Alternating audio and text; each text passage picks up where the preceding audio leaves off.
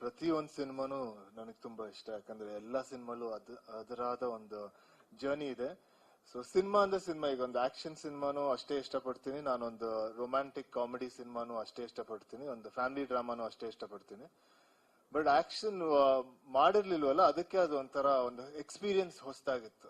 So ಅದರಿಂದ ಇದು ಖುಷಿ ಆಯ್ತು ಈ ಸಿನಿಮಾನ ಮಾಡಕ್ಕೆ, ಪೆಪ್ಪೆ ಅಂತ ಒಂದು ಸಿನಿಮಾ ಮಾಡಕ್ಕೆ. ಯಾಕಂದ್ರೆ ಒಂದು 10 years ಅಲ್ಲಿ ಅದು ಈ ತರ ಒಂದು ಕ್ಯಾರೆಕ್ಟರ್ ಮಾಡಿಲ್ಲ, ಈ ತರ ಸೀಕ್ವೆನ್ಸಸ್ ಅಲ್ಲಿ ಆಕ್ಟ್ ಮಾಡಿಲ್ಲ, ಪ್ಲೇ ಮಾಡಿಲ್ಲ. ಸೊ ಅದಕ್ಕೆ ಅದು ಖುಷಿಯಾಗಿ ಚೆನ್ನಾಗಿತ್ತು.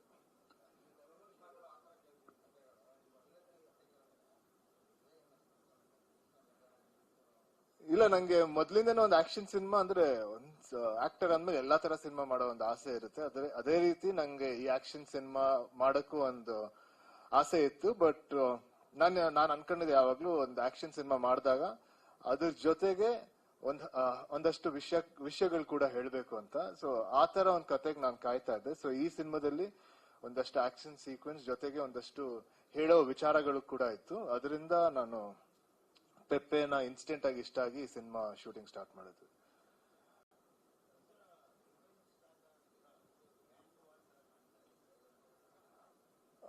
ಅಂದ್ರೆ ಕಂಪ್ಲೀಟ್ ರಿವೆಂಜ್ ಸಾಗ ಅಂತ ಹೇಳಕ್ಕಾಗಲ್ಲ. ಈಗ ನಾವು ರೀಸೆಂಟ್ ಆಗಿ ಒಂದಷ್ಟು ಫ್ಯಾಮಿಲಿ ಟ್ರೀ ಬಿಟ್ವಿ ನಮ್ಮ ಸಿನಿಮಾದು. Raghavendra family, Mallabari family, Rayappan family. So ಇದೊಂದು ಊರು, ಕಾಲ್ಪನಿಕ ಬದ್ನಾಳು ಅಂತ ಊರಲ್ಲಿ ನಡೆಯೋ ಕತೆ. ಈ ಊರಲ್ಲಿ ಒಂದು 4 ಫ್ಯಾಮಿಲಿಗಳಿರುತ್ತೆ.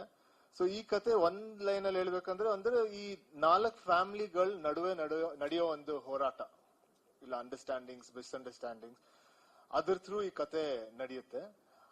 ಸೊ ಅದಕ್ಕೆ ನಮ್ಮ ಕತೆ, ಈಗ ಇಡೀ ಸಿನಿಮಾದ ಕತೆ ನಾವು ಒಂದು 2 hours 5 minutes ಅಲ್ಲಿ ಹೇಳಿದೀವಿ. ಆಮೇಲೆ ಹಲವಾರು ಕ್ಯಾರೆಕ್ಟರ್ಗಳಿದೆ ಈ ಕಥೆಯಲ್ಲಿ. ಇಲ್ಲಿ ಒಂದಷ್ಟು ಕ್ಯಾರೆಕ್ಟರ್ ಮಾತ್ರ ಕೂತೀವಿ, ಇನ್ನೂ ಒಂದಷ್ಟು ಕ್ಯಾರೆಕ್ಟರ್ಗಳಿದೆ. ಅದರಿಂದ ಜನಕ್ಕೆ ಮುಂಚಿತವೇ ಈ ಕ್ಯಾರೆಕ್ಟರ್ಗಳ ಪರಿಚಯ ಆಗ್ಲಿ ಅಂತ ನಾವು ಸೋಷಿಯಲ್ ನೆಟ್ವರ್ಕ್ ಅಲ್ಲಿ ಒಂದಷ್ಟು ಕ್ಯಾರೆಕ್ಟರ್, ಆಮೇಲೆ ಈಚ್ ಫ್ಯಾಮಿಲಿ ಟ್ರೀ ತರ ಮಾಡಿ ಒಬ್ಬೊಬ್ರಿಗೆ ಇರೋ ಒಂದು ರಿಲೇಶನ್ಶಿಪ್ ಗಳನ್ನ ನಾವು ಮುಂಚೆನೆ ಬಿಟ್ಬಿಟ್ವಿ. ಸೊ ಇದನ್ನ ಅವ್ರ ಫೆಮಿಲಿಯರ್ ಆದಾಗ, ಸಿನಿಮಾ ನೋಡಿದಾಗ ಅದು ಇನ್ನೂ ಈಸಿಯಾಗಿ ರಿಲೇಟ್ ಆಗ್ತಾರೆ ಅಂತ ಈ ಫ್ಯಾಮಿಲಿ ಟ್ರೀ ಅದು ಇದು ಮುಂಚೆನೆ ಬಿಟ್ವಿ.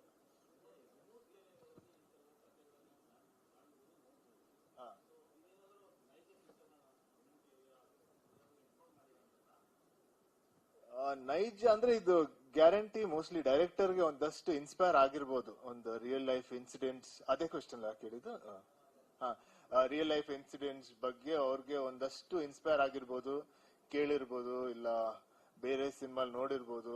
ಸೊ ಅದನ್ನೆಲ್ಲ ಇಟ್ಕೊಂಡು ಈ ಕತೆಗಳು ಮಾಡಿದ್ದಾರೆ. ಬಟ್ ಕ್ಯಾರೆಕ್ಟರ್ಗಳೆಲ್ಲ ಯಾವ್ದು ರಿಯಲ್ ಕ್ಯಾರೆಕ್ಟರ್ಸ್ಗೆ ಲಿಂಕ್ ಇಲ್ಲ ಅವರಿಂದ ತಗೊಂಡಿಲ್ಲ. ಬಟ್ ಸ್ಟೋರಿಗಳು ಮೋಸ್ಟ್ಲಿ ಕೇಳಿರೋ ಒಂದಷ್ಟು ಸ್ಟೋರಿಗಳು ಇನ್ಸ್ಪೈರ್ ಆಗಿ ಈ ಕತೆನ ಮಾಡಿರ್ಬೋದು.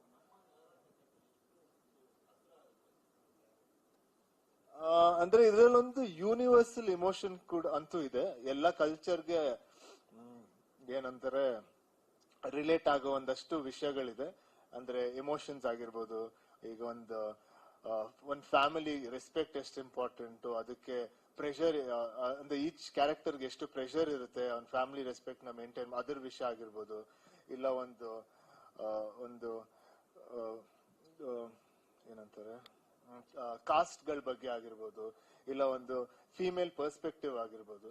ಸೊ ಅದ್ರ ಬಗ್ಗೆ ಒಂದಷ್ಟು ವಿಷಯ ಈ ಸಿನಿಮಾದಲ್ಲಿ ಹೇಳಿದ್ದಾರೆ. ಸೊ ಅದು ಎಲ್ಲರಿಗೂ ಕನೆಕ್ಟ್ ಆಗಿರ್ಬೋದು. ಬಟ್ ಎಲ್ಲರೂ ನಾವು ಮಾಡಿರೋ ಕ್ಯಾರೆಕ್ಟರ್ಸ್ ನಾವೆಲ್ಲರೂ ಕನ್ನಡಿಗರು. ಆಮೇಲೆ ಕನ್ನಡದ ಲ್ಯಾಂಗ್ವೇಜ್ ಸಿನಿಮಾ ಇದು. ಆಮೇಲೆ ಕೂರ್ಗಲ್ಲಿ ನಾವು ತೆಗ್ದಿದೀವಿ, ಸಕಲೇಶ್ಪುರಲ್ಲಿ ತೆಗ್ದಿದೀವಿ, ಮೈಸೂರಲ್ಲಿ ತೆಗ್ದಿದೀವಿ, ಆಮೇಲೆ ಬೆಂಗಳೂರಲ್ಲಿ ಒಂದಷ್ಟು ಪಾರ್ಟ್ಗಳು ತೆಗ್ದಿದೀವಿ.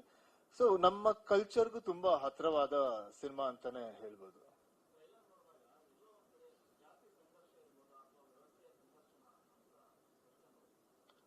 ಕರೆಕ್ಟ್. ಇದು ಅದೇ ಎಲ್ಲರ ಹೋರಾಟ ಈ ಸಿನಿಮಾದಲ್ಲಿರೋದು. ನಾನು ಹೇಗೆ ಹೇಳಿದೆ, ಇದೊಂದು 4 ಫ್ಯಾಮಿಲಿಗಳ ನಡುವೆ ಇರೋ ಹೋರಾಟ. ಅದೇ ರೀತಿ ಒಂದೊಂದು ಕ್ಯಾರೆಕ್ಟರ್ದು ಅವರ ಲೈಫ್ ಅಲ್ಲಿ ಆಗುವ ಒಂದು ಹೋರಾಟ, ಅವರು ಇನ್ನೊಂದು ಕ್ಯಾರೆಕ್ಟರ್ ಜೊತೆ ಆಗಿರೋ ಹೋರಾಟ. ಸೊ ಅದು ಸಾಮಾಜಿಕ ಇರ್ಬೋದು, ಇಲ್ಲ ಕಾಸ್ಟ್ ಬಗ್ಗೆ ಇರ್ಬೋದು, ಹಲವಾರು ಇದನ್ನ ಒಂದಷ್ಟು ವಿಷಯಗಳನ್ನ ಹೇಳಿದ್ವಿ. ಸೊ ಸಿನಿಮಾ ನೋಡಿದಾಗ ಒಬ್ಬೊಬ್ರಿಗೂ ಏನಾದ್ರು ಒಂದು ಸಿಗುತ್ತೆ ಅಂತ ಅನ್ಸುತ್ತೆ.